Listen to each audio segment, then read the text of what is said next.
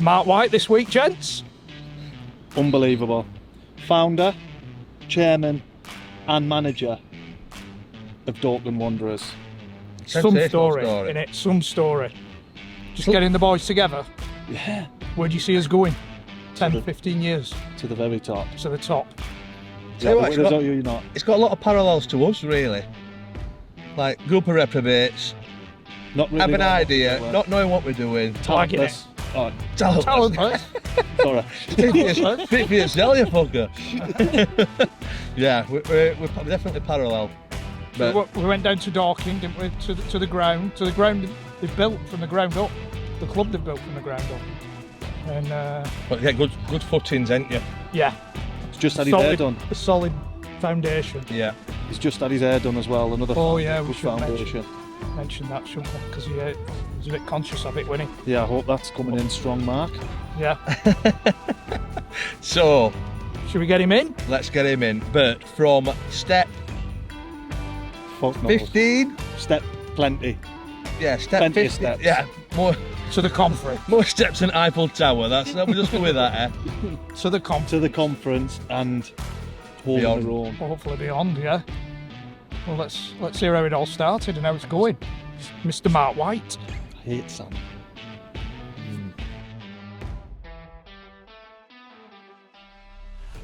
This is your first time you've been allowed in the ground for a while, isn't it? Yeah, it's all coming back to me. Hey, look, you've had a few games banned. Yeah. How yeah. many? 8 in total. Yeah, 8 in total. Stadium ban, not easy. Not allowed in the stadium at all. No, not at all, no. So you have to basically not go anywhere near the ground on a match day. So you have to watch it from like, you know, in a hotel or on the player bus, because that's a fucking technicality. Just get them to park outside. So you push the boundaries. You get as close as Oh yeah. A lot of managers go in disguises. Do you know what I mean? That's a well-known thing. Have you ever done it? Well, I mean, a lot of people I know have. Do you know what I mean? It's an easy one to do. Do you know what I mean? But no, I've behaved this time round. I've taken it like a man, and it's not fucking easy. Not easy, man. What would Yeah, happen but if one you did get caught dressed What, as with the glasses and nose on? Hulk Hogan, to say? I think you just get fucked. Even more. Do you know what I mean? Because the FA now, so their big thing now is the FA, they're transitioning to the fucking police. That's what they're trying to do. It's sort of they're trying to transition from kind of like traffic wardens to like, you know, a higher authority, like, you know, a Gestapo or something. And so all they do is like keep issuing everything with the FA now. Everything is about heightening suspensions, bans, fines, you know, taking the passion, emotion out of football. That's their big thing. Do you know what I mean? So yeah, they would just heighten it basically. That's what they'd do. But I think the best way of doing it is, I think if you're going to do it, be a fucking mascot, because everyone's scared of the fuckers, isn't they? Because you don't know. Because you won't go to a mascot. You don't know. Is it a fucking 6-year-old girl? Is it a 90-year-old woman? Is it got a cock? Has it got a pair of tits? You won't go near it because you're thinking In the suit. Exactly. Yeah, in the fucking suit, because we are. So our mascot genuinely is a massive, great cock, right? It's like a chicken, because that's the. I thought you meant he was. So the emblem of Dorking's a chicken. And obviously people said, Mark, last game, get in the fucking outfit. Sit in the corner, ain't no one going near you dressed as a fucking cock. But I just thought, no, I can't afford to, do you know what I mean? Just imagine this stadium ban and then this cock on side with push up! In dugout. Yeah. Walking up to the ref. What did you do that was so severe to get an Well, it wasn't even that eight-game severe. stadium ban? Well, it's you know, I offer like a referee advisory service. That's what I call it, yeah, like on a FOC free of charge. And yeah, they just I got sent off. And it was fucking, it was ridiculous. It weren't a sending off at all. Do you know what I mean? Because obviously, they were non-contact football, non-emotion football. So it was a yellow card probably. Do you know what I mean? I got out my tech level, whatever. Give me straight red at York City. Straight red, fucking 16 minutes in. That beat my record, 16 minutes. That was the only positive. And yeah, and then I was fucking fuming. Do you know what I mean? But to be honest, I've been out the night before and I had a fucking hangover, right? And I think that contributed to me getting sent off.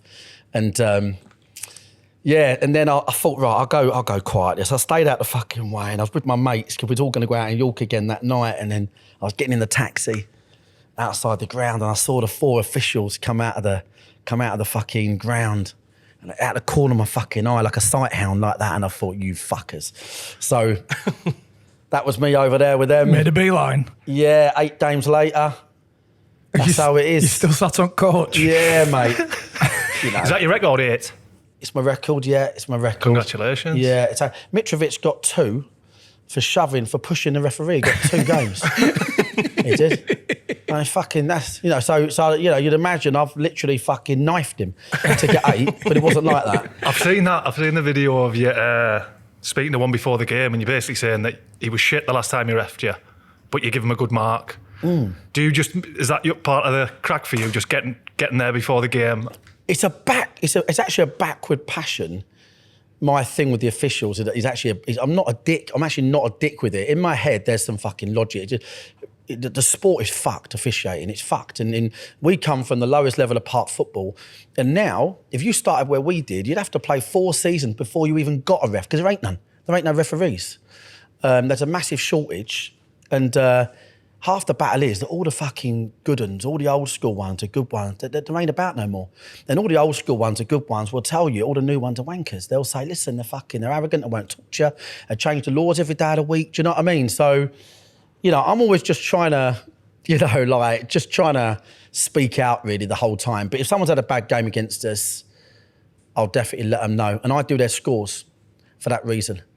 So they know if they have a bad game, then they're getting a fucking shit score. And where does that go? Does that go to their assessor or? Yeah, it goes to the assessors and stuff like that. Yeah, to the FA system. So these guys, I mean, they're all good people, but these guys, they really do chase these scores because they want to get promoted. Do you know what I mean? Yeah. So it matters to them. So I actually try to measure them fairly. But the problem is most of the people that measure the officials, it's more of a task. So you'll get an old club secretary sat in the stand eating a pie, not even watching the game, and on a Monday morning he's got to do a referee's report, and so they all get scored fucking average.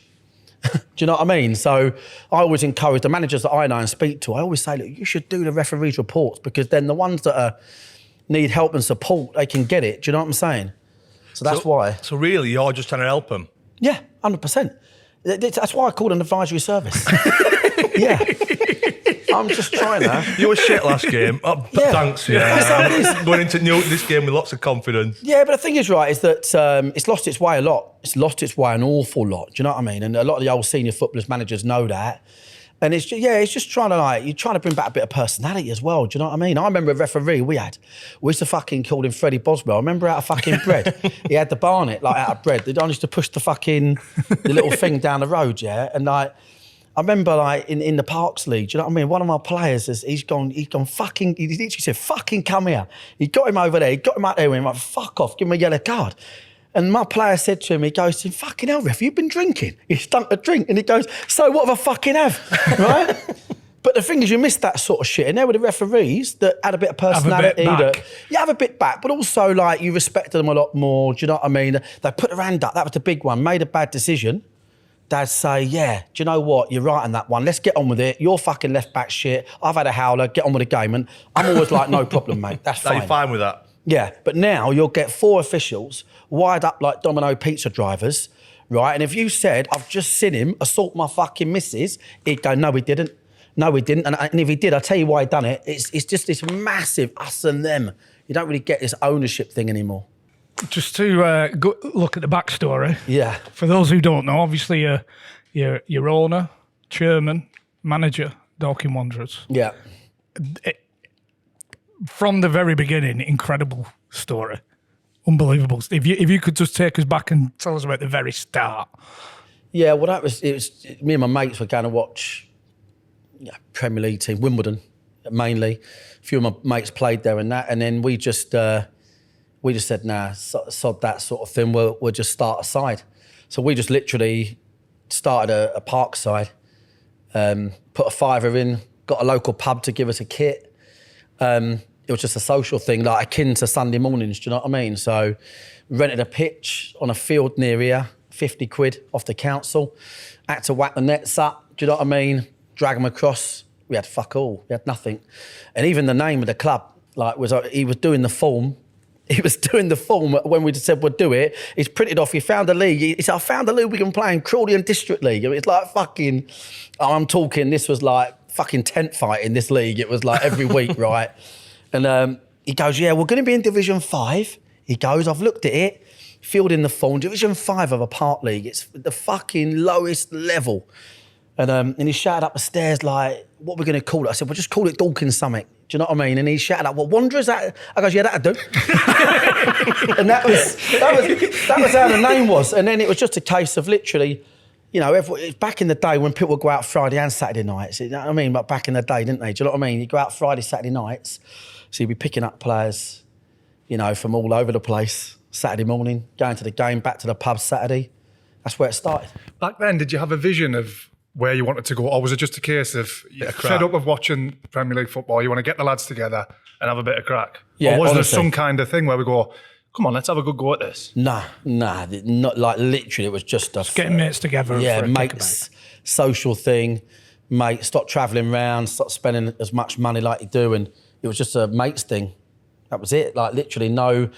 And the irony is, we've never really had a plan. Like never. Like I think it's almost been, my superstition almost is, don't have a plan. Because it's worked so well, just, I always call it the fucking Wanderers gods float out. Over the years, we've had some fucking classics of problems that have got solved in the most innocuous ways. And you think, fuck me, the old Wanderers gods have found us again. We had promotions. Sounds like cousins, doesn't it? We keep just fucking turning up. Yeah. So no, there's never been a plan really, never has been. And were you playing initially? Yeah, I was playing. Yeah, and managing, or yeah, player manager. I've done it for about maybe 5-6 years, and then, to be fair, I used to score a lot of goals. Do you know what I mean? I tell the boys now, like, because like, obviously modern day footballers are fucking, in general, fannies, aren't they? In general, if you could generalise, fucking modern day footballers fannies, and we weren't fannies. Like our team, fuck me, we could have doubled up as a boxing team,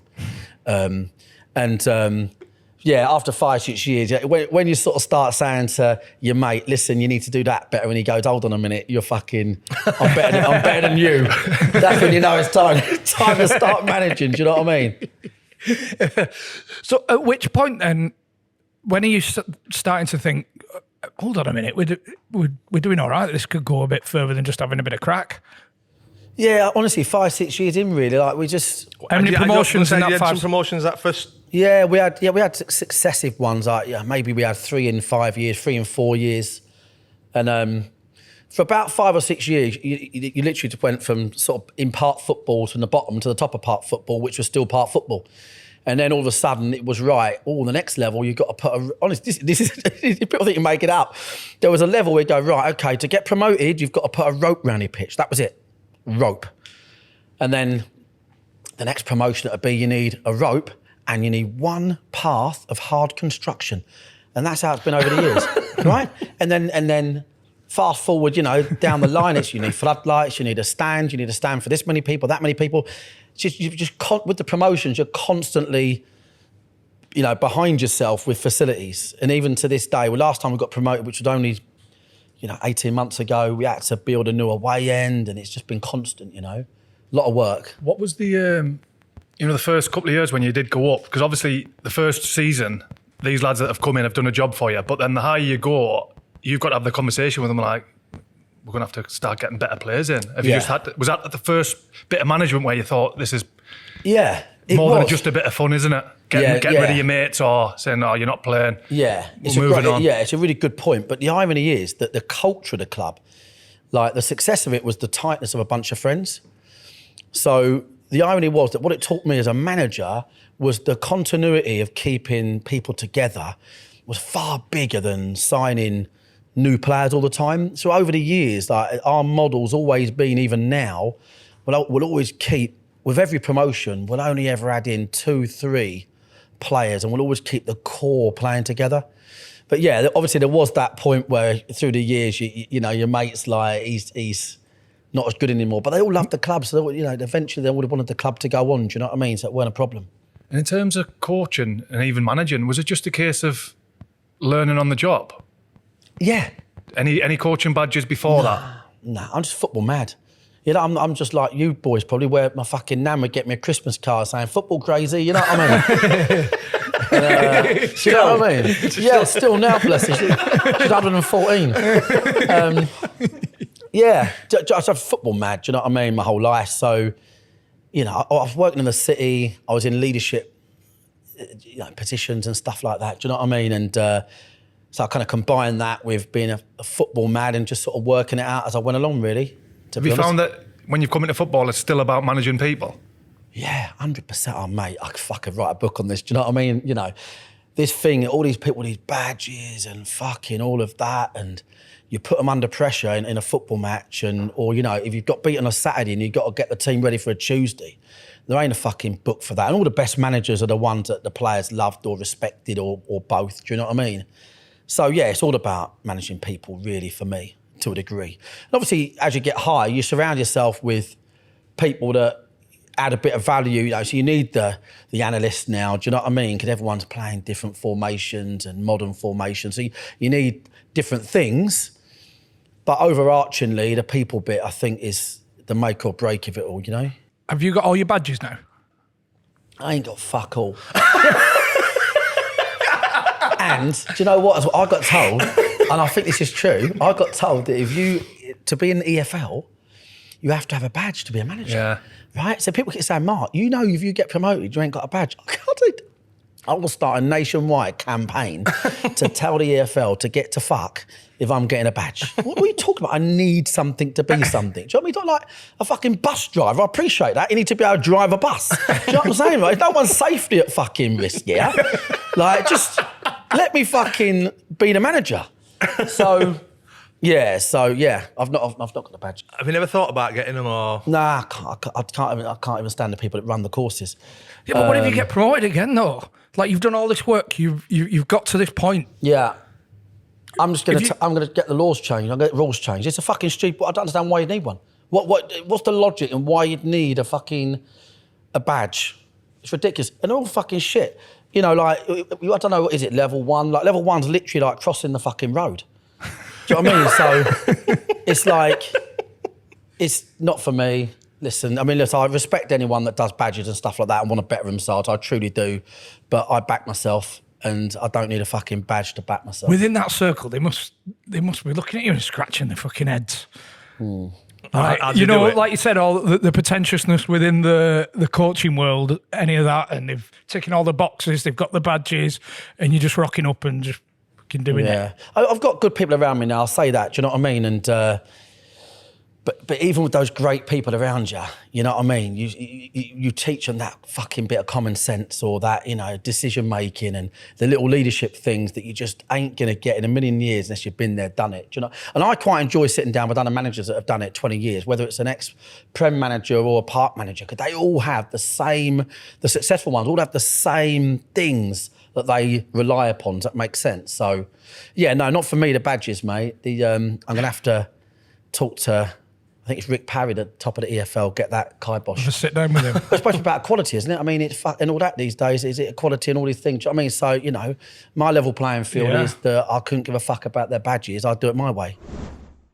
Quick break, gents, to bring a message from NordVPN once again. And they have a very good offer. They do have a very good offer. What have we got, Chris? 3 months free if you sign up before the 12th of September. And money back guarantee if you don't like it, but I can't imagine why you wouldn't like it. 30-day? 30-day money back guarantee. Still blows my mind, this, you know. If you're not aware of NordVPN, which you can just bounce your location anywhere in the world. So you can watch, if you want to watch in football games that are that are only being shown in certain other countries, or maybe there's TV shows that aren't available in the country that you are currently residing. Well, just bounce that location, get yourself involved. So for people who are like me, bouncing your location means you're sat at home in Barnsley. Oh, I want to. Maybe you want to watch a game, or you want to watch a TV show that's only being shown in Argentina. right. You're bouncing your IP location, your internet location to that country, and you can watch it. So my computer thinks I'm in Argentina. Yes. Right. Just for people who don't know what bouncing location means. Yeah. And then you can watch that game. Right. And the security elements as well to NordVPN, because all them passwords, your bank details, everything that you want to keep under lock and key nod, sort that out. It's like having some personal bodyguards, bouncers. I'm sure you'd agree, John. It's imperative this day and age. 3 months free, 30-day money-back guarantee. Sign up before 12th of September. What more do you need to know? Links are in the description. Just Can't be click any clearer. clickety-click, off you go. Sign yourself up. 3 months free. That's it, really. How long ago did it get to the point where you're starting to like pay people, and how did that come about? Were you charging people to get in, or? Yeah, it's a fucking great question, that, mate. That's a good point. Like, I worked out that you're better off bunging the best centre forward 50 quid and telling the others he ain't getting fuck all than you were playing the nice game, going, right, guys, I've got £8.50 to go round, and then you're paying some fucking waster left back you can get 25 of, £8.50. So we started off going, right, hold on, mate, you come in, we'll give you 50 quid, 75 quid the centre forward. If any of the lads are watching now, then we've done better since then, so see me for a few quid, right? Oh, sorry, lads. Yeah, sorry, boys. But the centre half, so the goal of the centre half and the centre forward might get a little bit, and you know, it's just sort of transition like that to keep the success going, really. But it's a good point. I mean, obviously we had no fans. We didn't have fucking one. I mean, we had nothing. So, you know, we had, now we get fucking thousands all over the place, and kids in the shirts and all that shit. It is fucking mental. When did that start? Maybe, I don't know, maybe 10 years. It took a long time, maybe 7, 8, 9 years in. I think our attendance might have been 42. We played at county league football. After park leagues, you go into county football. Is that a step up to county? Is that when you've got to start making changes? That's it. So that's when they go, you need 3 fucking paths. And we were like, fuck me, what are we going to do here? So they said, right. So we had my mate knew a bloke who worked in a concrete firm, right? And he goes, oh, don't worry, I'll get the concrete, this bloke. And I didn't ask any fucking questions behind it. But he goes, you got to get the lads down there to put it in, but he can only deliver it at night, he goes. Right, right. So fuck me. So honestly, so it was like fucking something out of the apocalypse, right? It's fucking near midnight, all these concrete lorries turning up, and the players have got their motors around the edge of the pitch. Headlights on, straight up. And 2 of the boys, like, you know, were within the team, like builders or tradesmen, they're doing the old, is it shuttering with the concrete? Yeah, you know, so yeah, 3 paths it was to be in the county league, and a shelter for 50 people, your first crowd. That was you had to have your first programme in the county league football, but your attendances would be between sort of 40 and 60, do you know what I mean? And that's just increments of that over the years. That's how it is. What was the first member of staff you appointed? Away from, like, off the pitch. You were saying about you have to have a programme. Obviously, somebody's got to write the programme. Yeah, it would have been like just what I love about one of the things we do, and this is why I feel we've got quite as a club a right to be righteous, is because I'm a real advocate for all the volunteers in football, because we've seen it all. You go, I fucking love it. I'll go to games now at the lowest level because I fucking love it. The bloke on the gate, he's done the gate for 30 years, giving up his whole life to be, he's probably the gateman, the secretary, he writes the programme, all these people that, you know, look after you, do you know what I mean, make a cup of tea. So our club, our thing is to sort of continue that sort of non-league, lower league mentality as high as we can. And yeah, so it was built on volunteers initially, do you know what I mean, like massively, it still is now, the club. In paid roles, in the club, maybe only 4 or 5 years ago, we'd get an operations man and commercial lady and, you know, different things like that. Do you know what I mean? But mainly volunteers. That's how football's run. It's madness. It is. So when did the club start, like, making money to pay people? The problem is, I've always had to put money in. Right. So I remember being on, literally, people like, you know, that sometimes you can see that people search your name and that. Right, okay, someone sent it me once going, fuck me, look at this, right? Because my mates are like, you know, they're so, like, happy we've done well, do you know what I mean? And you see people putting on there, like, you know, Mark White, what's it called, wealth and stuff like that. My mates send it me, do you know what I mean?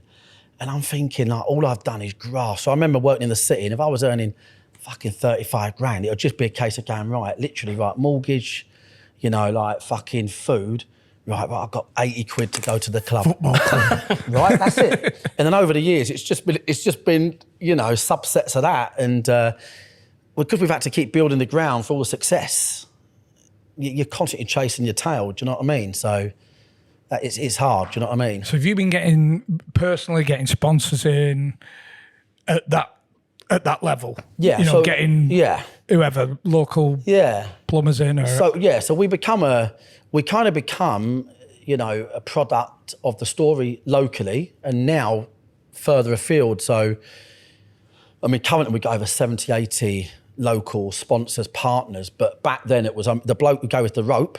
He ran a building company. He goes, I'll give you the rope. Do you know what I mean? So it was like, initially it'd be, you know, a painter and decorator would go, here's £100, and it's just over the years, it's just been built up that way, and people have got behind it, the story. Do you know what I mean?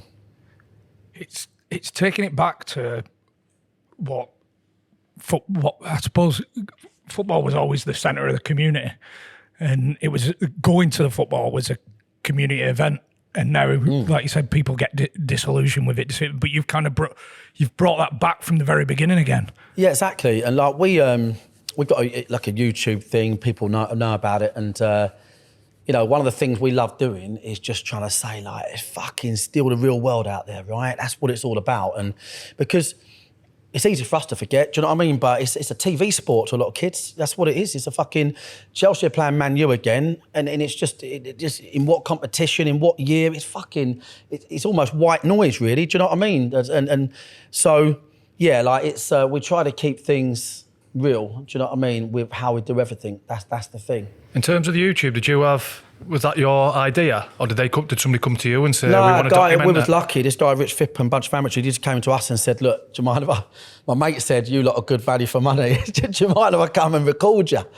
And he'd just done a game or two, and he was like, well, you know, mate, what can I do? And I just said, well, just do what you fucking want. I don't care less.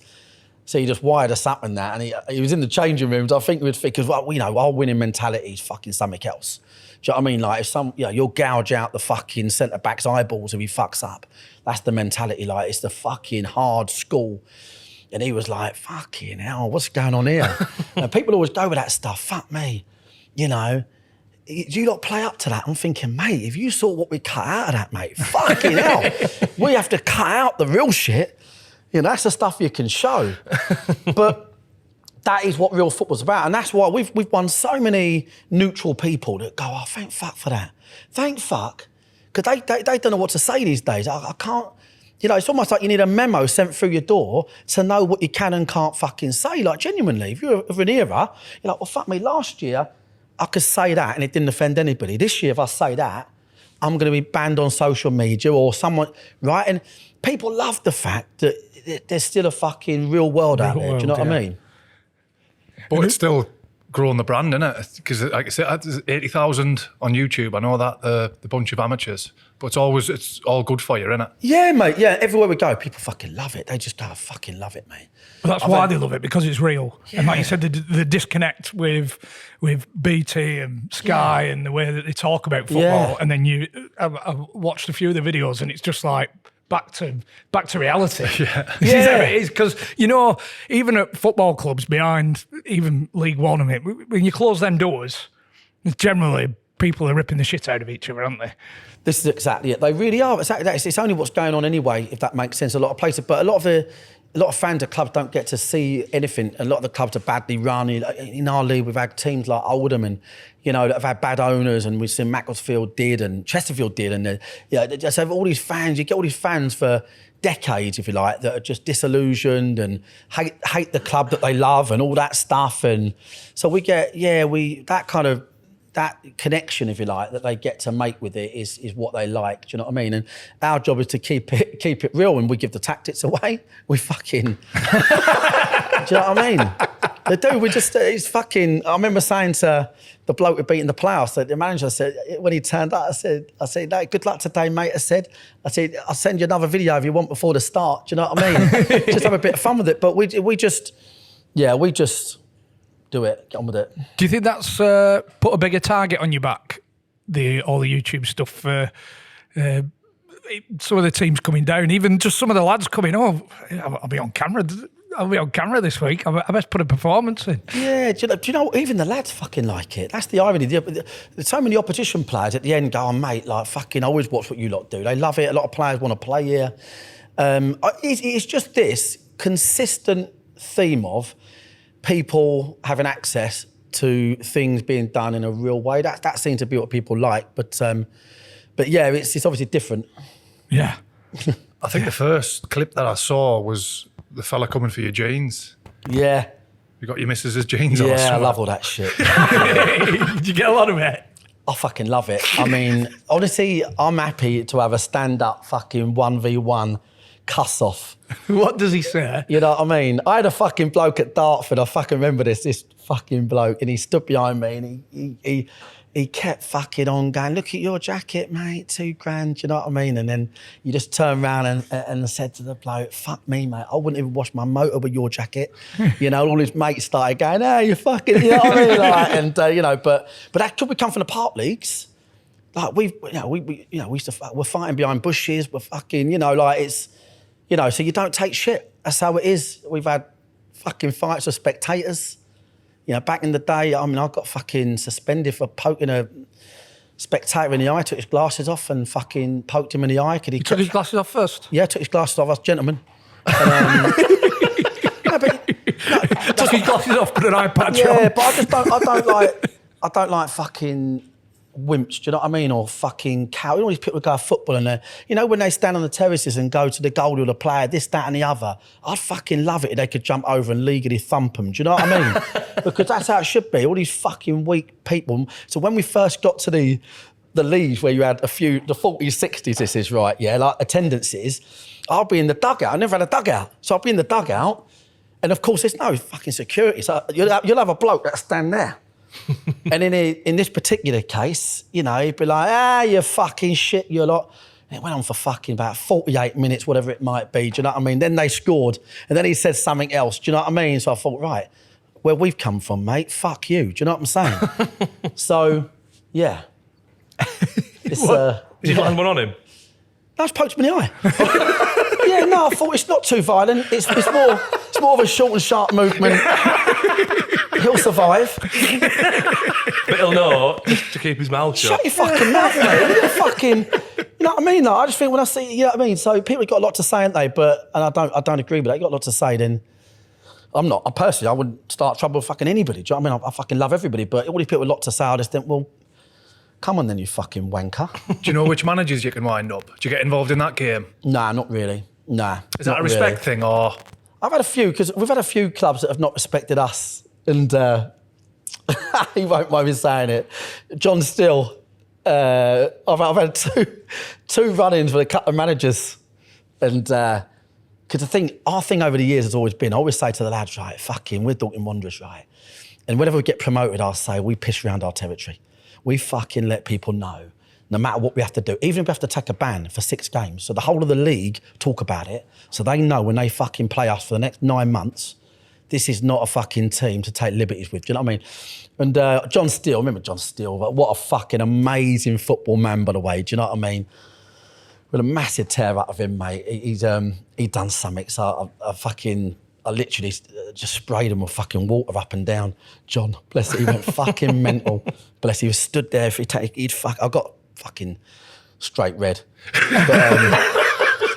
But John, bless him, what a fucking, I mean, one of the best non-league football managers around, a great manager. And then Peter Taylor, ex-England manager, yeah, and me and Pete both got sent off. Fucking brilliant. We now talk, he's a fucking good man, by the way, do you know what I mean? But he made a comment, so I let him fucking have it. Do you feel like you've had to, it's been a bit harder to earn that respect from some of them names that you've mentioned? Yeah, I think so. You have to sort of literally... You talk about Peter Taylor. Yeah. I mean, obviously fucking, you know, gave Beckham the captaincy, blah, blah, blah. And then down here, he was down here managing Pete and he's playing someone in the Crawley District League mentality. That's how we treat it. Like, that's where we are, but we're just doing well for ourselves, do you know what I mean? And, but yeah, that's what you have to do. It's just always a strategical thing, do you know what I mean? Because you have to let people fucking know. Because if they don't know the story, they'll just go, oh, here we go. Club are coming through the ranks and they're smaller and all this. So we try to earn respect by not pussyfooting. But is that your team talk ready-made though? Because you can say to the lads, listen, they've wrote you off already. They're going to say we're park players. Yeah, it's amazing what you can get in players' fucking heads. Like, if you say to players, you know, this lot can break, this opposition can fucking break, because we never fucking stop. And we've won more games in the last half hour than any, and this is true, by the way. You know, we've got our record of coming from behind is unbelievable. Record of winning games last 30 minutes. That's the mentality of the club. And even the bloke that's never been part of the club thinks, right, well, that's me now. So I'm going to go fucking longer. I'm going to work harder. I'm part of that now. It's just fucking, that's the culture we set. Do you know what I mean? Us for them. It must be tough distilling that belief in a load of lads in your belief in the club. Yeah, well, obviously, if you keep the core together, then it's easier, if that makes sense, because it's, you know, they become an outcome of the majority of the pack. Because are they all part-time?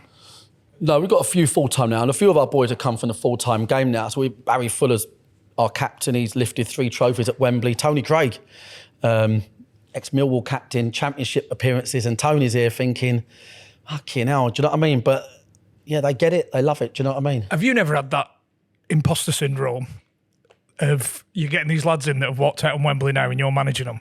Nah. Nah. I didn't think the answer would be yes. You thought you had to ask the question anyway. No, I think it's great. I like to learn from people, but I learn sort of in my own way. I learn I watch people in the team talk, or the way in the warm-up, Tony, Craig, the way he fucking thinks. I watch who he talks to here. He'll just go and talk to the right back quietly. And I just sort of look and learn about the way they've been programmed maybe differently from their full-time career. The boys there's a distinction. The boys that have never made it have not made it for a reason, as you would know, and you have to talk to them differently than you do the pro. And so I just try to learn as I go along, really, from these people. Who's the longest serving player? Who's gone through the leagues with you? Yeah, we got 2 or 3 that have been playing 7-8 seasons. It's just fucking. So where's that at in the well, I mean, pyramid? It's 3 to 4 promotions. So you're talking, you know, they've come up quite a long way. So they've joined at sort of just above county league and in coming to this league now. And one of them last year was our top scorer. Do you know what I mean? Like little centre mid. So when he rewarded him, haven't you? Yeah. When he's first started playing, he's obviously got another job and he's playing for a bit of money on a Saturday. Yeah. And now he's playing in the 5th tier. Yeah, he's a postman and he's a fucking lovely guy. Do you know what I mean? McShane, and he's like a fucking little Subbuteo player. He's like literally like, he almost you don't know whether to talk to him or flick him. And he went into the league last year. Yeah, he literally joined us from what's the step 5 teams? We're step 1 now, so way below. And last year top scorer, scoring live on TV and all that. Do you know what I mean? Fucking, we got a few like that. And we got loads at 5 and 6 years, and that's the makeup of the team. So when you introduce the new ones, they'll become an object of the culture, won't they? Do you know what I mean? So, and if they don't here, let's be really fucking certain, right? No wankers last year. They are gone in a fucking split second. Who will weed them out? Will the lads weed them out, or will it be you? Me, in about a second. Have you got a good wanker meter, like, you know, who's who? It's so, to be fair, though, it's easy for me. All my manager mates and that, like, I don't envy them, because they can't act how they want and say what they want, because they're always trying to keep the fans happy or the chairman or whatever, whereas I literally don't give a fuck. So I'm just able to just act on what I want and think. So I physically have dug 300-metre trenches to build a ground along the way. We had to build another ground. After the council pitches, 50 quid a week, you know, we put a rope round them, but then after that, we couldn't do any more. So we had to find a ground to go at. And we literally just Googled places around Dorking, and there was a field. I met a bloke in this field, and he goes, well, look, you can have it if you want. He goes, there's no power, there's no water, right? So, I goes, yeah, we'll have it. A pitch? It's just a pitch? Yeah, no, well, yeah, it's just a big field. Just a field, not even nothing there, nothing. Right. And so I goes, yeah, we'll have it, because if we didn't, we couldn't progress. We were fucked. So it would have been a case of packing it in. So during that summer, we built a couple of clubhouses, volunteers, sponsors. We dragged 300 metres out to put electric in, water in. So if I get some wanker turn up that wants to do like a fucking things his way, like what chance that guy's going to last a second with the bloke who's dug a 300-metre trench for 20 fucking years? Do you know what I mean? So it's impossible for me to think or feel any different, even though I fucking wanted to. Do you know what I mean? So yeah, they don't last long. So, you know, you in the conference, was that a big part of signing new players? I think be careful that people are just wanting to get a payday at the end of their career. Just, I'll go to Dorking, it's all right. It's on my doorstep. Yeah, I think I'll so. go there, take the foot off the gas. Is that part of You think when you meet them, yeah, it's a good to point. work that Yeah, out? it is. Yeah. I mean, I like players that have been at clubs for a couple of years.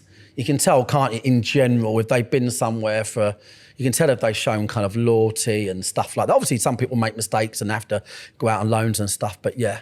But the fitting in bit's a big deal because when all else fails, you know, the people can get you out of shit. You know what I mean? And so having that culture's the key. So when did you start like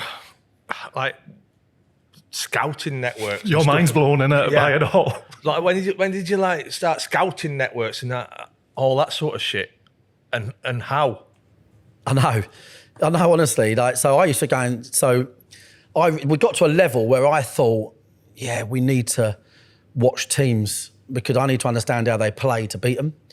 So I just literally used to relentlessly go around. Every night of the week I'd be out watching games, and when managers say that to me, like, how do you be a successful manager? I'm like, just fucking watch matches, constantly watch matches, watch players, understand the game.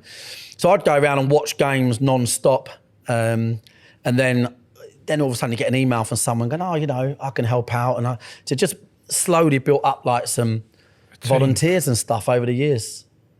As part, you know. So that's obviously a massive thing about football teams is your recruitment and stuff like that. Especially if you're going up the levels that you've never seen who's playing at that level and all that sort of stuff. Yeah, it is hard. Paul Cook said to me last year, he said, Mark, the fucking toughest part of football's recruitment. Because I love listening and learning from people that have been there, done it. Do you know what I mean? And it is, I can see that. I really can see that now. Do you know what I mean? Like, it's, you know, we're trying to retain our sort of core metrics that make the club up. But obviously it's tougher and tougher and tougher now than it ever was. So it's all The about players are not the same anyway, are they? Nah. The players have not got that mentality, really. The young pups anyway. 20, 25 and under, they've all had the fucking asses wiped, haven't they? Oh, it's fucking horrific. And if you saw the way I talk to I obviously what I do is I counterbalance it by being fucking horrible to them because, you know what I mean? Like, but this era of like, you know what I mean? Like, I remember when I was a kid playing football and I was 11, 12, whatever, and I play in a club and on a Thursday night, you know, training, they'd put the team, they'd had an A team and a B team, and he'd walk up to the wall, the bloke, and go, bosh, bosh, and all the players would go, where am I? And if you was in the B team, you say to your dad, oh, for fuck's sake, he'd go, well, fucking work harder. You're in the B team because you shit last week, right? And all them little things you instill in you over the years, like, it's not a problem to not be as good as you want to be, because you understand how to then get where you want to get to. And my point is now, kids, to a certain level, they don't even keep score. As kids, they don't keep fucking scoring the matches now. If a team's winning by a certain amount, the other team's allowed to put an extra player on, right? They're not allowed to have teams that are stronger than the other team. So if they've got 20 players, they've got to feel... So all the competitive environments are Winning gone. mentalities. And then, obviously, now in the changing rooms, it's like a fucking team of fannies. And these kids, so they got nothing about them in general. And for me, that's a fucking shame because these are people that need to forge a career, need to have a conversation with a boss one day or whatever it might be. So these social skills, these people skills that you get through any walk of development, they're fucking redundant. And your point is spot on. It's and the pro clubs now with all these youngsters, they can't give them away. No disrespect to, they'll know this. Like, these young pros, 22 below, if they're not breaking into the first team, they can't give them away to even league 2, 3 leagues below us. We've had, and friends of mine have had Premier League lads in under 21 teams that you put them out in front of, you know, 2,000 non-league fans shouting out your mum to fucking wanker, and they're fucking useless. Crawl up their own arse. Yeah, useless, mate. Yeah, exactly that, mate. So it's a known thing now. I think they're trying to get them out earlier for that reason. Do you know what I mean? To give them more of a chance. Because you've got development football's great, but the development side of it really is the real world of it. By the way, if you look, any manager at any level, if you get 12 promotions in 23 seasons, professional teams that are in the top leagues are going to be looking for a new manager. Yeah. Have you ever come to the point where somebody's approached you and gone, would you fancy? Yeah, I've had a few. leaving? Yeah, I've had a few like minor league clubs. I can't really say you, but it was a funny one. A fucking big club that didn't realise I was the owner that emailed me. I think they were fucking being badly run at the time. They emailed me and that, so I'm the fucking owner, mate. But That's not going to work. We're interested in your manager. Yeah. All right. Don't tell the owner. Thanks for your inquiry. Yeah. Got him out one Sunday morning. I couldn't believe it. But yeah, like, no, It's there, though, isn't it? It's probably. yeah, but I just think I'm going to get us there. That's what I always say. Yeah. So, yeah, I just think fucking, You fuck without a badge anyway. yeah, exactly that. What am I going to do? What do I do? Take along a cycle proficiency test or something? Go, look, I can ride a bike. I've passed my driving licence. Does that help? I can swim 50 metres with my pyjamas on. Yeah, exactly, yeah. Yeah, oh, you can be a manager in the EFL now because you've got this badge, mate. Do you know what I mean? So, yeah, no. But no, yeah, there's been little things, but I think it's a different challenge altogether in somebody else's club, managing all the dynamics that go with it. Do you know what I mean? I You've got someone to envy it. answer to then as well. You don't want that, do you? If I flip that on its head, if you lose 20 games in a row and it comes to the point where you can't become a manager anymore, can't carry on as manager, would the love of it all be taken away from you? Yeah, I don't know. I think I always think if in football in general, if the resources you're putting against it, if your achievement is below the resources you're putting against it, that really is the measure, isn't it? That's where I see it, if that makes sense. So if I thought that my performance, if you like, was not to the level of the resources we all work hard for, then I'd 100% cut my own legs off. Would that take away my love for it? No. So I'm not quite sure what I'd do. Not quite sure. Fucking great question. Great point. Not quite sure what I'd do. But you've kind of built your own little empire here. Yeah. haven't you? And I think you self-reflection, if it wasn't going well, for the sake of the empire, you're going to... Yeah.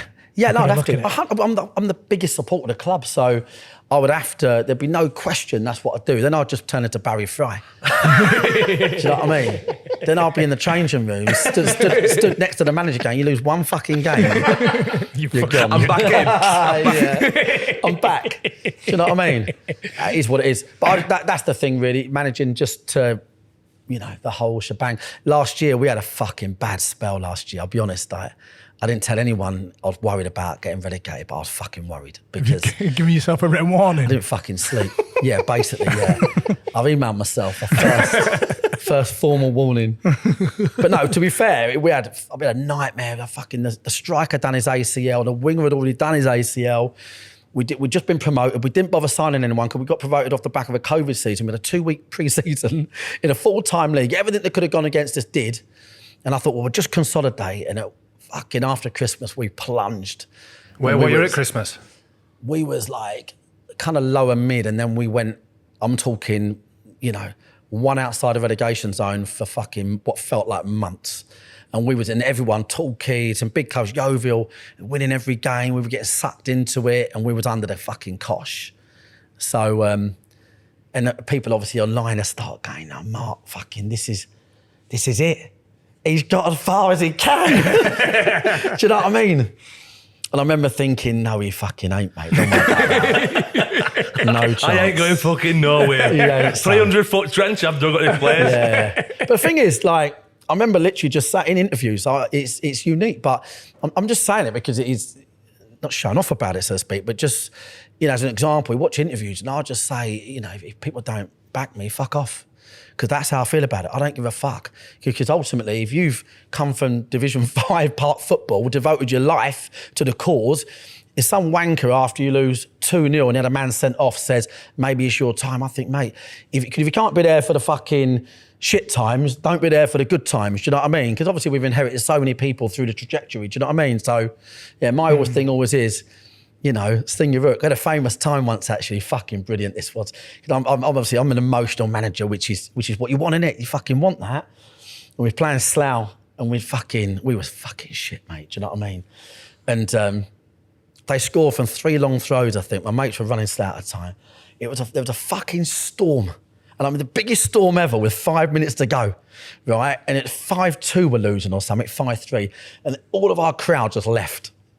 And in the interview at the end, I was like, fuck, it's like a Keegan job back in the day. Remember Keegan? He said, I'd love it. In the end, I said, and also, by the way, I said, whoever fucking left, Before the end, I said, yeah, don't bother coming back.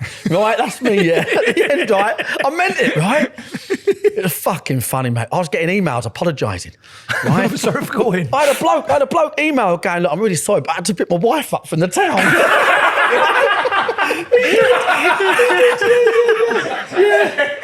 So I had to, like, you know, and some of the people in the club said to me, Mark, you're going to have to sort of put this right. You've upset a lot of people. But after a few days of fucking, I sort of said, look, to be fair, I think I'd have fucked off if I could have done, do you know what I mean? I'm sorry, Mark, but I forgot my coat. Yeah, I'll do it, yeah. Exactly, yeah. So at the end of last season, what was you said on about relegation, what was the day you stayed up, basically? Yeah, I had to go and sign some players, which is rare for me. Like, we don't really sign a lot of players. And I thought, well, we're in the shit here. Because the league we're in now is a great league, TV coverage, national exposure. So when I signed a few players... With how long to go of the season? Maybe about 10 weeks. We did just get really unlucky with injuries, badly. And so I went and signed 3-4 players, changed the playing style as well, just to get us over the line. Because we was quite expansive. We played good football and that. But, you know... which is great when you've got the better players, but so we just bought in a few, changed the style of play, picked up, I think, 4 or 5 wins back to back, and it was job done. And then I literally said to the fans... You must have a conversation with yourself, right? You know, when you're owner as well, because like, I've got to go and see the manager for some money, and you just sat at your desk like, and then just undo the open drawer and there's check. Just online banking. I'm going to have to do Fuck it. it, I'm going to sign 4. Fuck it. I'm going to have to do it. Yeah, it's horrible, and it's like that at times. Obviously, a lot of people in the club now helping me out and running it and stuff like that. I'm fortunate, but yeah, when I got sent off at York, and then I had the altercation in the car park, and I'm driving back from York. We'd just been beaten. Everyone on the internet, this is it. The bubble's gone. Dorking Wanderers, finally. Of course, what you get is, don't you? You get the old internet wankers, don't you? You get the ones that sit there, say fuck all, until they think, oh, here we go. I'll chime in now because I've waited years. Because people's only success is looking at other people's failure and they can't fucking wait. And they're all coming out to play. Do you know what I mean? And yeah, after that York game, I thought, right, I'm fucked here. I'm going to get banned. I was literally driving back thinking, fuck. Did you find yourself? I didn't. I should have done. Because I was in the wrong, to be fair. I was in the wrong. But I was driving back thinking I'm going to get a big ban. So I'm not in the dugout. But we're one off the relegation places. The team have got no confidence, right? We're fucked there. And that was a sleepless night. And then I just thought, right, what's the plan? And that was it. We kicked on a plan and never looked back. And then had a really good finish, to be fair. Finished about 12 points outside the playoffs, 10 points outside the playoffs.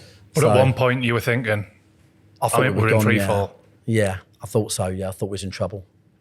We spoke about the first pitch, then the rope and the path, and then your port cabins. To where you are now, and just looking round all the infrastructure that you've got, we've got kids football going on outside now. We've got the stand. We're sat in the clubhouse. That progression to there. You were talking about you were 35 grand working, buying the shirts and whatever. Have you progressed in business and funded it all, or have you had to get investment in as well? Yeah, we've got loads of partners, sponsors, brilliant commercial team, that have brought in lots of support. Obviously, as you go forward, the amount of people that watch you go up, amount of season tickets go up, burgers, beers, everything that goes alongside it goes up with it, which is great. But we're still putting money in as well. And obviously our aim is to get it sustainable, because we don't want to crash and burn and all the rest of it. Do you know what I mean? So it's anyone in football to tell you, like, you either got to accept you're just going to give money away for nothing. That is what football is. It's that type of business. Or you just constantly are working to being sustainable. And I think being sustainable is key. Otherwise, because a football club is obviously there before and after. That's the bottom line. You're only ever the custodian of a football club. I mean, in this case, we started it, but in most cases, and that's why the fans really, dictate it. We're doing a scheme right now. We're becoming part fan-owned. 30% of the club will be fan-owned. And that's not just about raising money for infrastructure and key things, but also just, when Mark White has a heart attack, when he has his next fight with his referee or whatever,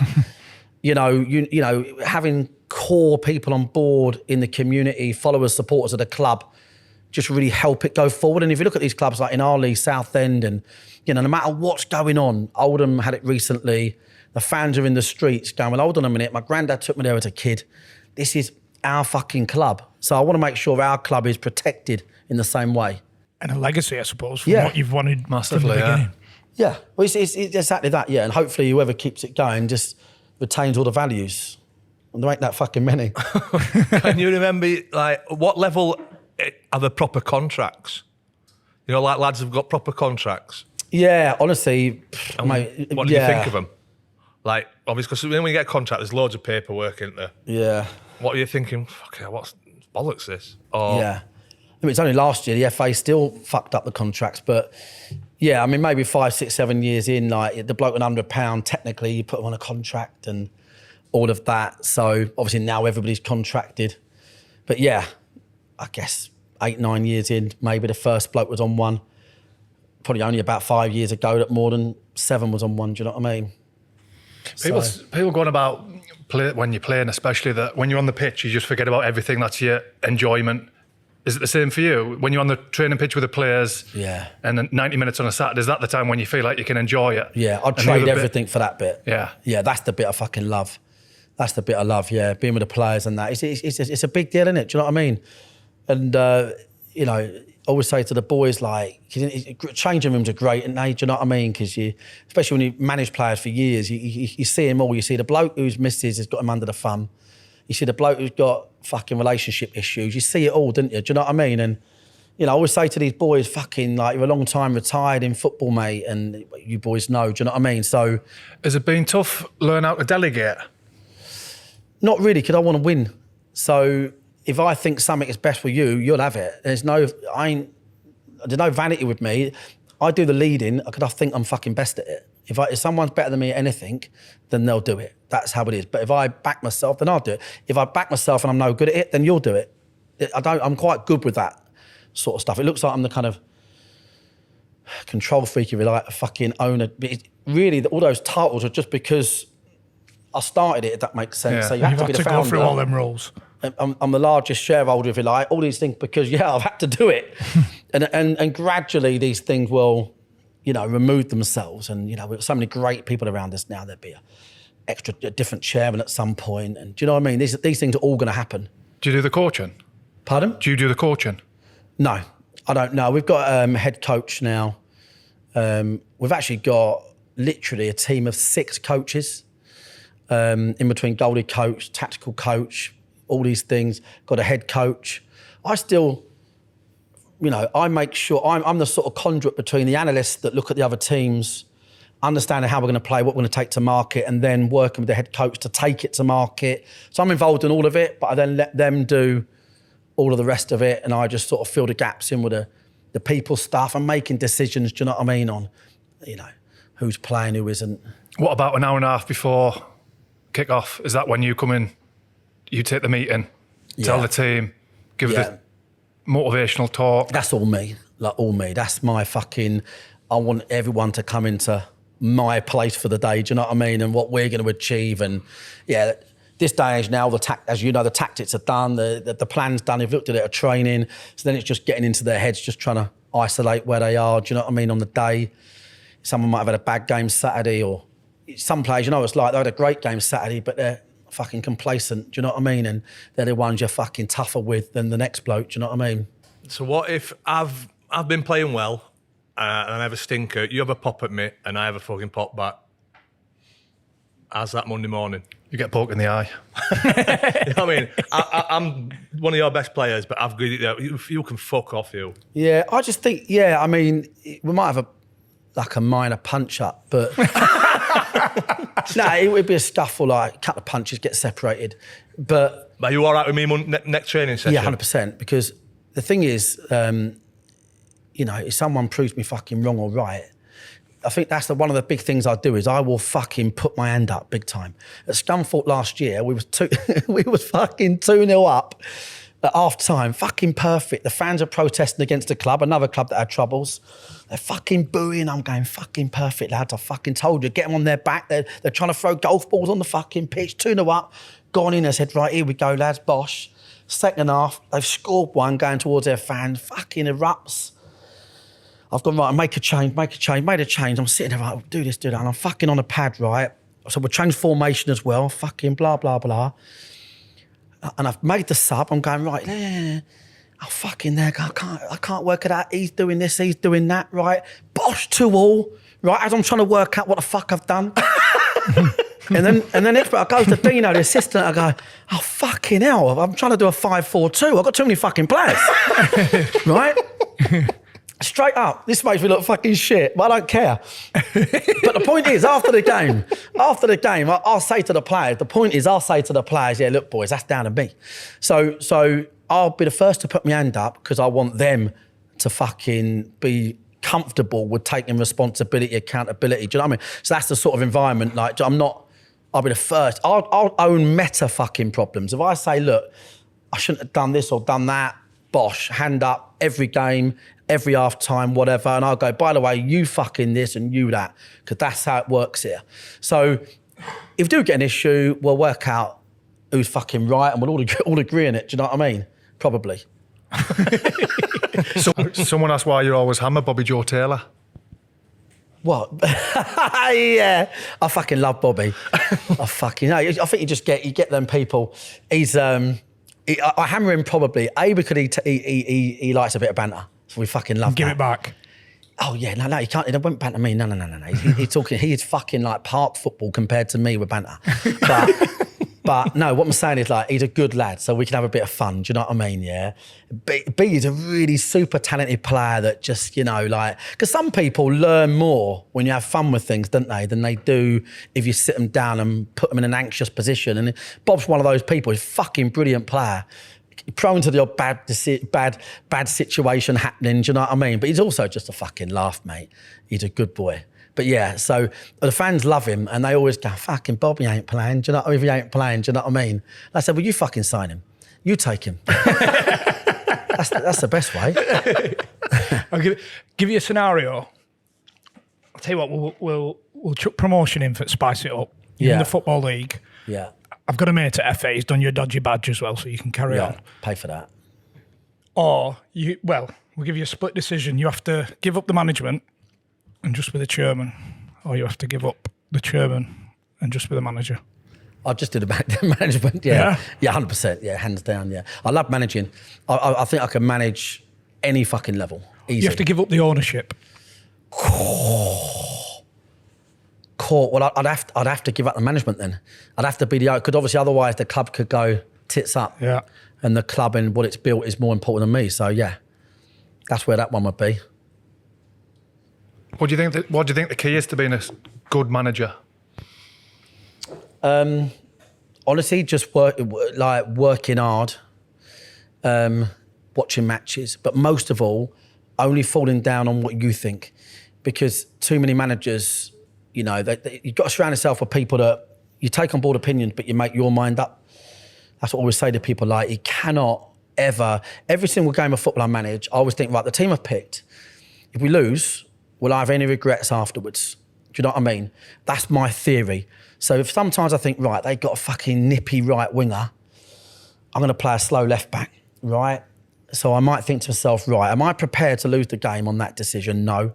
So I'll always make the right fucking decisions and fall down on my sword. I'll never ever do, if someone's got, I'll never be forced into what anyone else feels and thinks. And over the years, I look at England managers as an example, and you can see over the years where they're influenced by fucking newspapers and they're influenced by supporters, aren't they? Do you know what I mean? The best managers fall down on them. And I always say to people who ask me that question, like, if you ain't good enough to do the job, you ain't good enough to do it. So, but at least get the sack based on what you're fucking doing, not on what your assistant's fucking saying, because he's got too much to say. Does that make sense? So my advice would be single-minded. What's the best bit of shithousery you've partaken in? We threw a net in the sea once. Did you catch it? Yeah, no, we threw a net. We went to a game, yeah. We went to a game in the county league and evening game, like one of our first ever floodlit games. We were well excited, all getting cars, got there late and, one car got stuck. And then the opposition bloke was in there, his rule book, to the referee going, no, you can start with 8. And they've got 8 here. He wants to fucking start. He wants to start. So I said to the boys, go and take their fucking net down and throw it. The sea was behind the wall. There's a fucking, the sea. I said, go and take the net out. They lobbed the net and the pegs in the fucking sea. So we said to the bloke, when they get here, we'll go and get it back. So I mean, listen, but I mean, you can imagine how much over the years we've done. Fucking, to be fair. Do you know what I mean?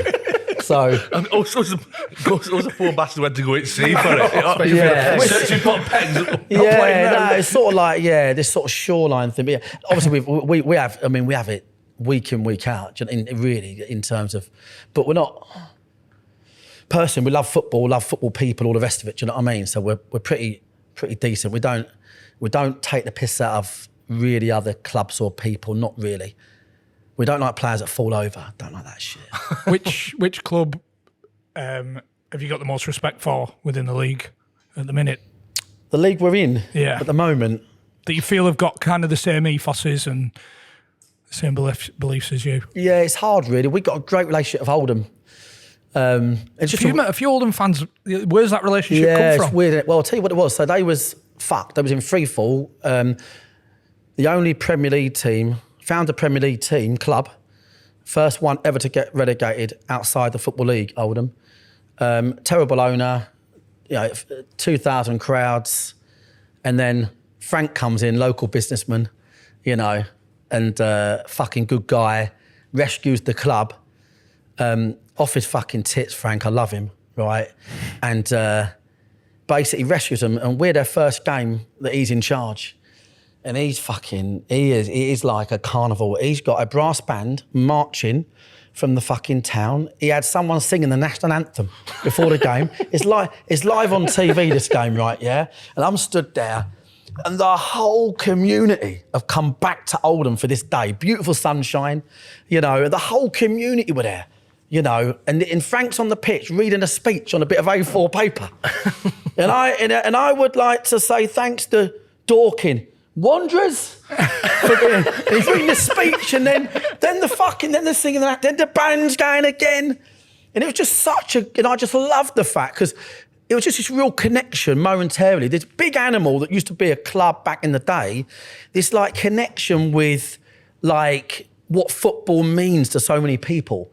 And they went from their couple of thousand crowds back to their 7-8s, getting people in. Because obviously, if you're in freefall in a city, a town like Oldham for 10 years, that's enough for a generation to support Man United. Do you know what I mean?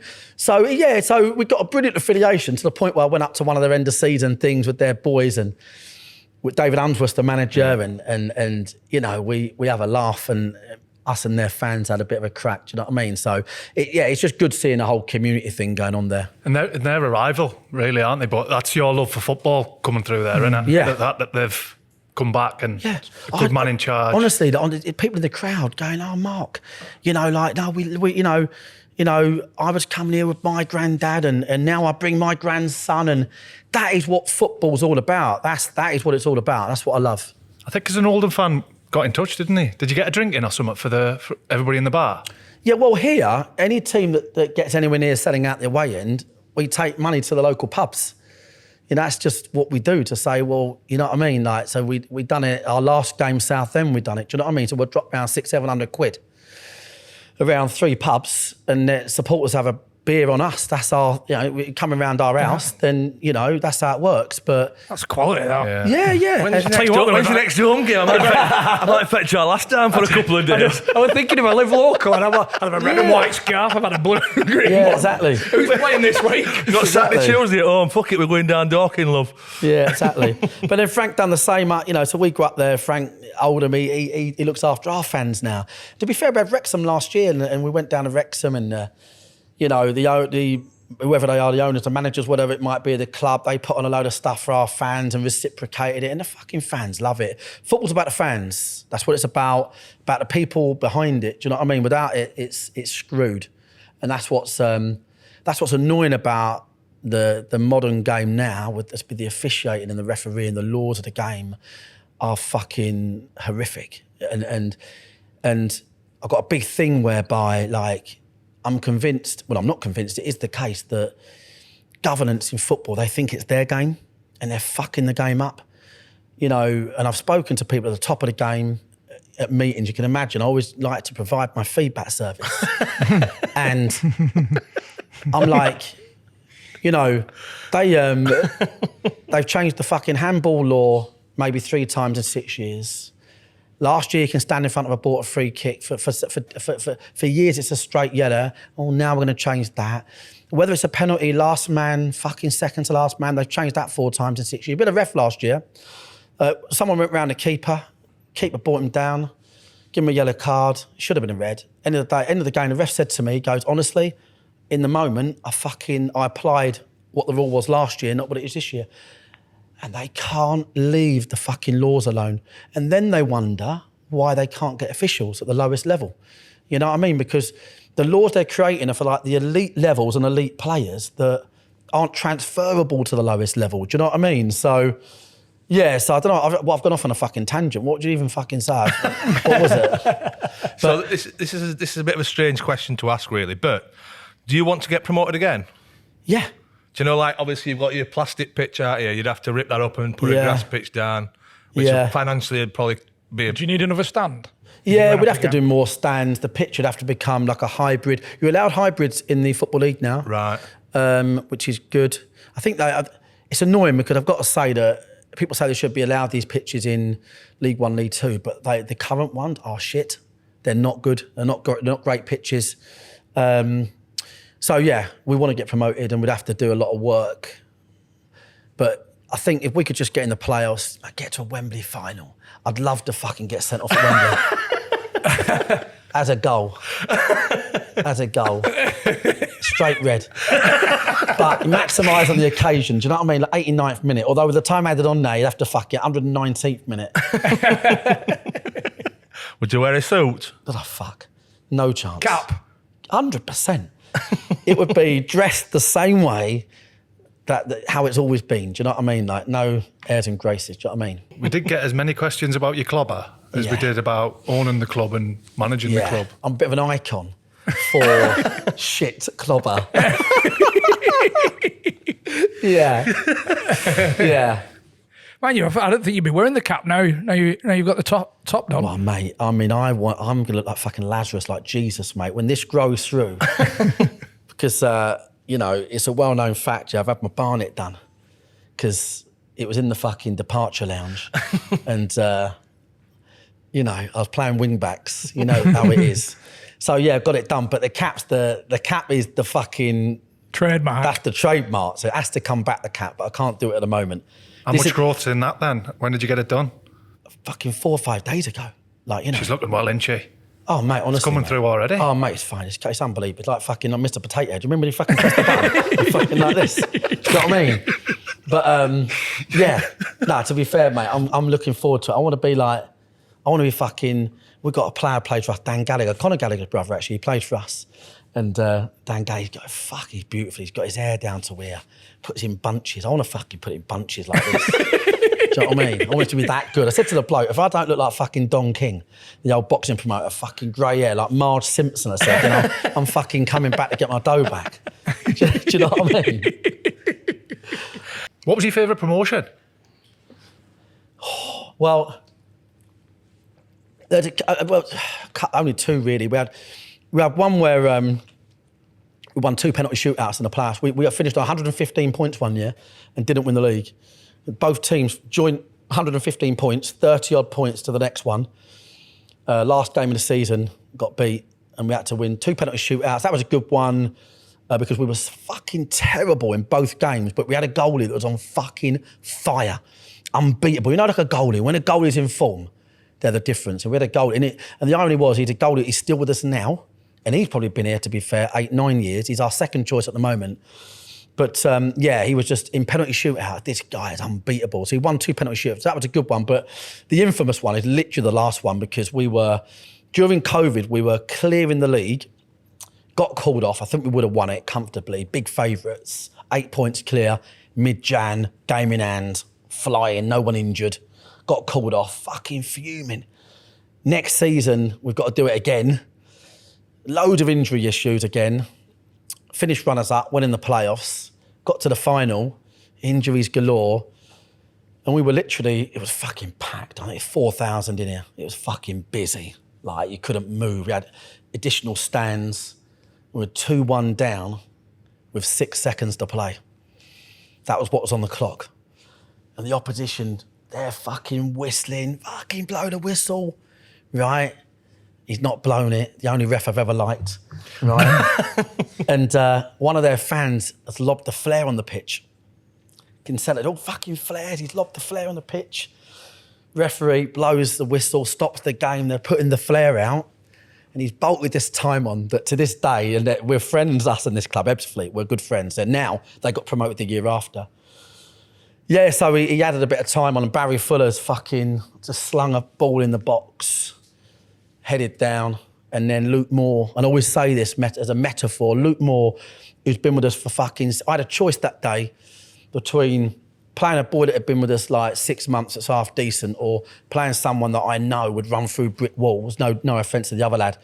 And Luke Moore's made a run from fucking centre mid to slid in the net with the ball like you do, with 6 seconds to play to go 2-2, and the fucking place had exploded. 3-2 in extra time. Jobs are good, and ref blew the whistle. One of my mates come on, give me a fucking vodka. I didn't see any celebration. I just literally walked off with a vodka, literally went in the fan zone, and next thing it was a fucking morning. Do you know what I mean? What did you do when that equaliser went in? What was your celebration? I actually run down the touchline, which is fucking rare for me, because normally I'm pretty... Have you got to change your pace? A big change of pace, to be fair, yeah. When I ran, it actually made me think I shouldn't have quit so fucking early. Although I had my trademark skinny jeans on, so fucking my arse cheeks were all over the place, like chafing, do you know what I mean? But yeah, I did actually go down the touchline, because literally, I was in tunnel vision for the whole game. I think managers they're like tunnel vision, and I just turned around, and it's rare for me, said to the assistant manager, "Oh, guys, fuck me, mate, I can't fucking believe it, mate. Fucked it."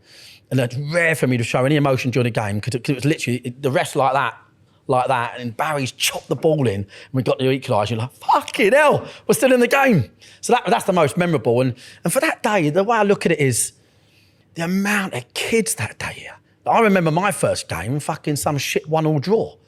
For these kids in their shirts at that age, watching a game like that locally, that's the game they'll remember. So that's what I liked about it the most. It's like what it would have meant to so many people. It must fill you with a bit of pride, not just what you've achieved football, but then looking around on days like that. Yeah, definitely. Yeah. With the kids wearing the shirts. Yeah, 100%. People employed at the club. Yeah, 100%. But for me, the kids and the supporters and stuff like that, that's what it is for me. Just trying to create what's missing maybe in some places. Do you know what I mean? That's the thing. They've done an incredible job, by the way. Yeah. Absolutely incredible. Yeah, and if it all goes fucking wrong, I genuinely always think this. I think, well, if it went wrong, then, it's been fucking one good journey. A good crack at Better work. to have fucking loved and lost than never loved at all. Do you know what I mean? That is the mindset. Yeah. Oh, on that note, Yeah, top man, mate. Absolutely Thank you very much brilliant. for having us. all the best for the Cheers, season boys. and going forward. Thanks for asking me to come on. Thanks for coming And on. the FA now will probably write to me with, which I don't mind. I don't mind at all, with various charges they've created at their at Scotland Yard. I bet you just love winding them up, do you? In a strange kind of way, but it's just like annoying big brother, little brother. It's that fucking I anecdote. do That's feel, why you yeah, get I do feel like I've become like the fucking Charles Bronson of, like the bloke who just gets done for fuck all, and then for 40 years just locked up because he just can't help himself. Do you know what I mean? I feel like it's a bit like, I'm just quite passionate about it already. Do you know what I mean? But I genuinely think one day I might join the other side of the fence. I always say to the FA people, I'd fucking love to come in and sort Shake your this shit problems up. out. Yeah, 100%. Make the game basic. Take the game back to its roots. Make the laws understandable to everybody. Remember the old shoulder barge? Remember that? It's fucking great, wasn't it? Everyone remembered the shoulder barge because you knew where you fucking stood. Shoulder barge, Bosch, who's the strongest, play on. Now it's like, well, you can push now. as long as you can apply, as long as you don't push him off balance. They're trying to fucking get refs in Division 5. It fucking look like they've been dug up to fucking work out, was it a push, was it not? And they should just strip back the laws and make it easier for the officials. And then they get less shit from the participants. Because I said to them at the meeting, all they do is, I say it tongue in cheek, they are obsessed with punishing the participants. So this year it was like, right, surround the ref, that much fine. Yellow card this year. So look, they showed us on video, look what Jurgen done. Look what he done. If you do that, instant yellow. So all they do, and I said to them, listen, the participant ultimately is an outcome of the game. Whether you like it or not, that's how it is. If that wasn't the case, then every sport would have an issue with their participants. I said, so when you simplify the laws, you make them transferable to your officials, gradually the participant behaviour will become better. Does that make sense? So I'm just an advocate for, and there's a lot of stuff I do is tongue in cheek. A lot of it is to keep being a thorn in their side, because someone's fucking got to do it, haven't they? So that's my job. And not like that wasp in it flying around your head. Yeah, fucking not him again. They email us after every interview now, basically. Yeah, basically, yeah. Letters, emails. And when's your first game back? It's York City, which is going to be in about 10 days from now. And I'm fucking angrier than ever. I can't fucking wait. You'll get another inch on your barnet as well by then, hopefully. I can't believe it. Like a little brush. Yeah, do you know what I mean? Yeah, exactly that. But I might have to get the hat out. I can't. Yeah, I might have to get the hat back out. Do you know what I mean? It's a good fucking point. Cheers, boys. Mate. Thank you very much. Cheers, lads. Oh, fuck, man. How have you kept that jacket on? I'm sweating here. Matt White, ladies and gentlemen, boys and girls. Do you enjoy that? Very much so. I tell you what, I actually, fascinated. Yeah? I'm not fascinated by much things in football, but the way they all started, and how it is now, were actually outrageous. Still going strong. I don't think he realises how outrageous it is either. Everything's we just ducks back. Yeah, just do it. Had to get a rope round the pitch. Yeah. No bother. Had to dig a 400-metre trench or something, wasn't it? You're not going to them lengths. Eh? How long do you think before you'd just had enough? Portaloos in it. Going confident, starting a new team. Yeah, and then as soon as you have to start messing with FA. Manual labour. That bit would have got me. I don't think you'd got B&Q for a bit of rope. Oh, fuck it, lads. I don't know, text you. Any chance fetch some rope down?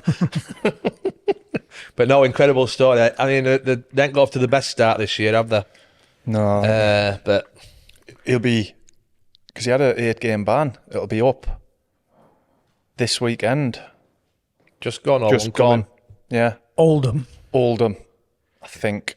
Yeah. Or it might have been the week before, but they need him on the sidelines, don't they? They need him in the trenches. Motivational. Thing is, though, no wonder he obviously needed his new hair doing. The stress. Because it must be stressful, mustn't it? Being chairman, manager, owner. I think we said last week about top to bottom doing the organising the travel. Wise. He must just have stuff coming out of his ears all the time. Have to write everything down. But then you're thinking about team on Saturday. I don't know how he does it. No. Take training. To be fair, though, he is very lively, isn't he? He's got a lot of energy. So you think he just feeds off the players and then goes and take the piss out of the backroom staff? Yeah. Yeah. He's created a buzz around the place, hasn't he? So in him we trust and we follow. I think the window's just shut because they're doing a fan-owned thing, aren't they? Where they're selling a percentage of the club to the fans. Right. And it finished last week. Oh, he will be getting himself a fucking pay rise there. But in other news, one of the biggest days of my sporting career came and went last week. Oh yeah, how did it go? We've not spoke about this at all, have we? All out for 78 we were. Second bottom v third bottom. Whoever wins stays up. We're all out for 78. The second relegation. Not like you, John. Second relegation of my career. How many balls did you last? I'm not sure. I got about 18, I think. 18, 20. But then the leg spinner tossed it up and I thought, I'm a Went tiny for it. piece out of Barnsley and I've missed it and missed dumps of Skittle. Yeah, I've had a bad week. Relegation. I just don't think he's a good enough at that level. I think he's belong in the league below. Just Maybe we little won- information that we've We received. won that. So, You're kind of like the like Norwich, aren't you? Like Man City, aren't we? We just can't- no, yeah. Man City. Yeah, no, we're not at all, are we? You'll bounce straight back. We're West Brom yo-yoers, aren't we? Norwich, West Brom. I don't know if if we keep same team together. We'll just wait and see. Obviously, you can tell in my voice how disappointed I am. It was last year's squad picture or team photo. I don't think we've ever released it, have we? You remember it? No. I don't know how I found it, but it's him with his whites on, looking all serious. You know, like the things they do on Yeah. Sky, but it was Johnny in his cricket kit. Do you have a manager in cricket, or is it just the captain? The Right, captain and then the obviously the chairman of the cricket club and that. Right. Will you step upstairs at some point? Now, Chairman of the board. once I finish playing, that's me done with it. I just How long want do you play for a cricket? You Long go as for you want. years, can't you? Yeah. So is that it? Season finished? Season done. Got me Saturday afternoons back. Honestly, this off drive I played off that leg spinner. Honestly, it was a joy to behold. Was this in the 18? Yeah. And I were playing quite sensible. Oh, and then I said disaster struck with relegation. Disaster really did strike. So they're batting then. Their kids whacked it, right? Katie, my mum and dad are there with 3 dogs. I thought, oh no. It's curled round. It's only 8 fucking Percy, ain't it? Oh, you joke. Oh no! Is he all right? It's fine, but it went with a little... Was it travelling as well? It travelled a long way, so it slowed down, but I thought, because my missus is half blind, She must be. obviously, so she's never seen it. My mum and dad are like 80, so even if they would have seen it, they wouldn't have had time to react. And I just see it, I'm thinking, oh my God, yeah, and it hit him, bless him. Did you shout? Was it too late? Well, they wouldn't be able to see it, would they? Percy. Yeah. Did you not give it one of them? Eh? Percy, like Wilson. I actually said to the batter, I said, if you've hurt my dog, I'm going to knock your fucking head off.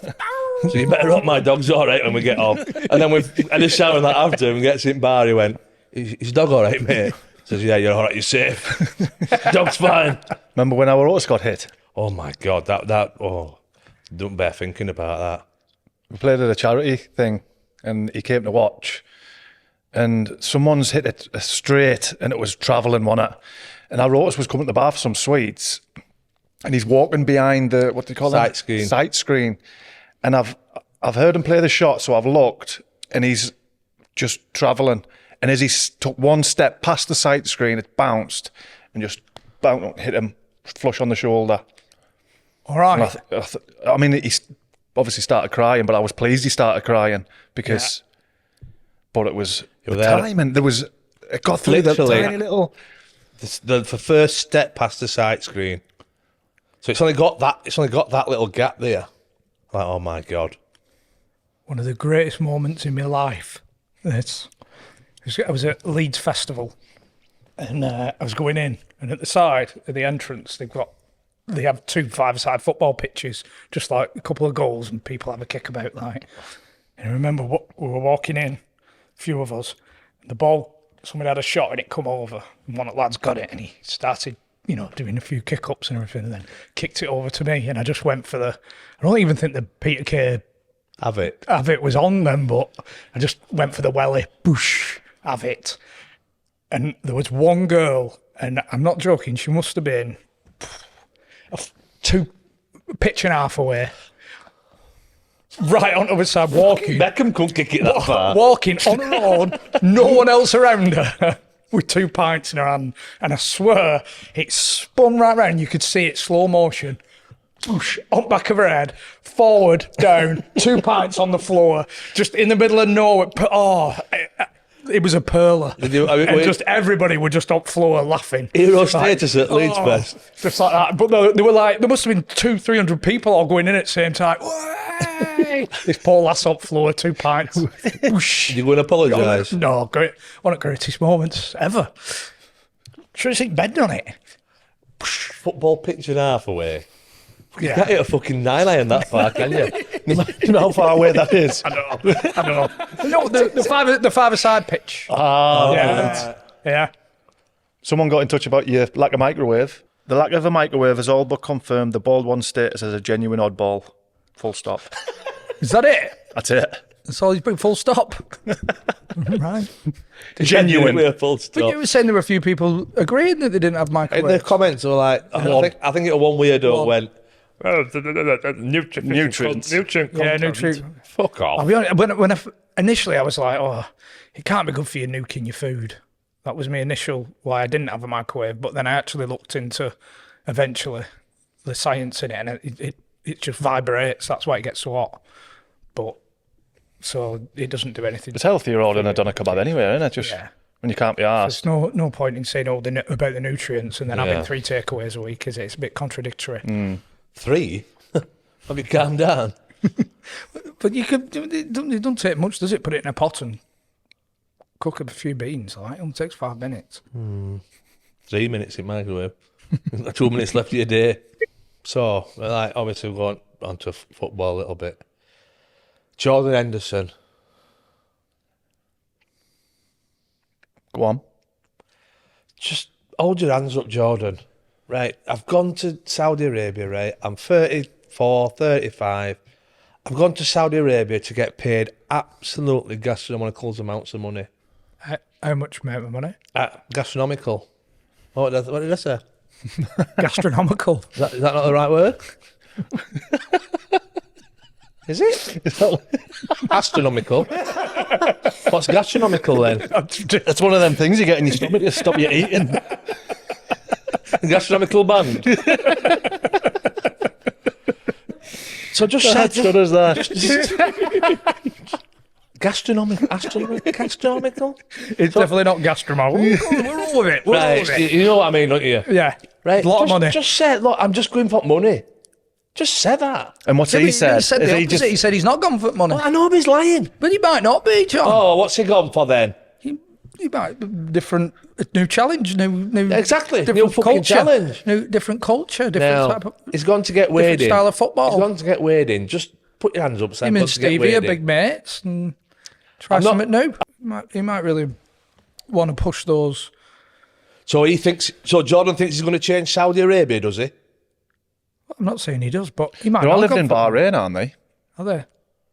I think you can drink in that over in Bahrain. Party couple of the... You're putting words in his mouth, John. He might not have gone for money. Fucking hellfire, man. Of course he has. Not everybody's like you, John. Oh, Oh, Some of us love the game. what have you just said?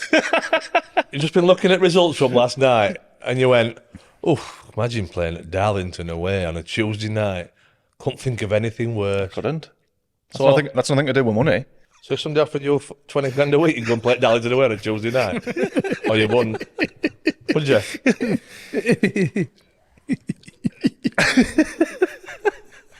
So it is, isn't it? Of course it is. Of course it is. If you weren't bothered about money, you'd just stay at Liverpool for free, wouldn't he? Or he might have wanted to change your lifestyle. So you're just saying you think he's lying and you should own it. So you're Yeah. saying he's fibbing. Jordan Henderson is a I was fibber as far as to say telling blatant lies to Yeah. to to everybody. the public, Yeah. to his adoring fans. Yep. They're not bothered, are they? The Saudi Arabians, if you come for money. You didn't say this to Kieran Trippier when he said he didn't go for Newcastle for the money. That's different. Why? Huh? He said what? He didn't go to Newcastle for money. Yeah, he said he didn't go to Newcastle for the money. Wasn't he? It was a Liar bastard. Fuck off. Fuck off, Kieran. when you watch this, Kieran, fuck off. Of course you did. New challenge. I know a new challenge. We all know what a new challenge is. What else we got coming up? We've got live shows coming up very soon in Wrexham. Is that the next one? That's the next one, I believe. We've got Blackpool coming up as well. Barnsley Barnsley, Nottingham. Nottingham. and Nottingham. We'll Been be a while, hasn't it? releasing the guests very soon. And we've sorted them out. Very soon. Oh, and if you've not subscribed, because what's the percentages again? 48%. 48% of people that watch, haven't subscribed, and it'd be nice. Not wouldn't it? hard, is it? And it don't cost out, does it? Press Where will it be? About there. Oh, you're on that side, aren't you? So it's about there. Just give it a Yeah, just press the subscribe give it a button, nudge. please. Give it a smash. Patreon as well. Yeah. Get yourself involved with Patreon Patreon. episodes. Loads more episodes coming out. Yeah. Do you know when you're That's it. fastening your shoes, do you do double bores ever? I just took them in. Oh, you're a tucker. I'm a tucker. Do they not fall off your feet? Tommy Tucker. I used to be a tucker when I was about 13, didn't you? You're not growing out a tuck in your shoes, there. They don't come off. Why? Them. They do. Just put I your think foot it up. looks- Just put your foot up. No, up. They don't come off. I think it just looks scruffy. Yeah. Think. But it is your look, so it's fine. It works. Yeah. No, unless they're really long. I know. Mine are on the cusp. I know of needing a double bore. we're obviously nearly finished. For a tie around the ankle. Did you ever go with your football boots under and tie on top? Yeah. Why don't you just cut them? I know. I did the same. But you need to get a lighter on the end. Yeah. Or to fuse the end. The fibres start coming away in that. Were you shin pads? Were you just little ones? Towards the eye. When I was You don't get the ones with the ankle protector cricket. with the double balls on cricket them. thing. I done back in the day, them. Really back in when you were young. Yeah. But it used to work even more, didn't it? Mm-hmm. And the plastic hit you, as opposed to the... Did you ever wear Predators? Yeah, it weren't for me. Did they make a difference? Remember when they first come out and everybody were like, "Oh, Roberto Carlos." Them first ones were unbelievable to look at. And then there was one pair, I just remember Beckham in them. But the rest, shite. I had a spell in yellow. You when people go on about breaking boots in, Did you see he had yellow boots? I had a spell in yellow. I had a spell in white. Both successful as well. Forest Green, I wore white Nike Tempos. If you put, And I couldn't stop I scoring. mean, I know I never kicked a professional ball, but I don't think you could wear white boots at Forest Green. why? I think you've got to be, if you're wearing coloured boots, you've got to be That's up there, one of the most insulting things I've ever heard. That. you've got to be top league for be wearing coloured boots. And you? I went top league, in just national league and conference. Did you ever get the tongue? That's the only complaint I'll have about co-op is the tongue was too floppy and it would never stay down. But I used to cut it off, but there was the odd time I used to get the elastic Right, I never went for that one. Oh yeah, took it over the top. just to come round just to keep it Pumas flush. were the best for that. 'Cause remember, tongue used to come right to Puma Kings, Yeah. big white ones. That was floppy still though. yeah The Corporal used to one. protect your Bit of Was it the elastic. High Tech? When High Tech did one with a white tongue, Gordon Watson might have worn them. Mizunos. Are they gone? What's the boot that you look at that reminds you of like Premier League era, mid-90s? Some early Predators for me. Early- Like the back end of 90s. Speciale, Yeah. Umbro. Yeah, And Michael Owens. Michael Oh, Owen and Shearer. Shearer had the tongue was suede Yeah. and you couldn't get them for love nor money. So he must have just had them Big Al. Like the Umbro thing was suede. Special made. What about you, Matty? Total 90s. You know, with the circle and the, where you hit the ball right in there. Total. Always winning the goal. Always went in. You should have tried some of them. Think of any more legendary boots? Tiempos. Remember the old school Tiempos with the... I think they actually had Tiempo written on the back. Yeah, they've got a big Good tongue as well. Very good tongue. It's all in the tongue, Chris. Right, should we get him in? Get him in. We're going home. Oh, so Yeah. Are we going to pretend we're in Dorking? no. No, like that. Right, let's. I hope you enjoyed the episode. Thank you very much for listening, and See you next week. Over and out.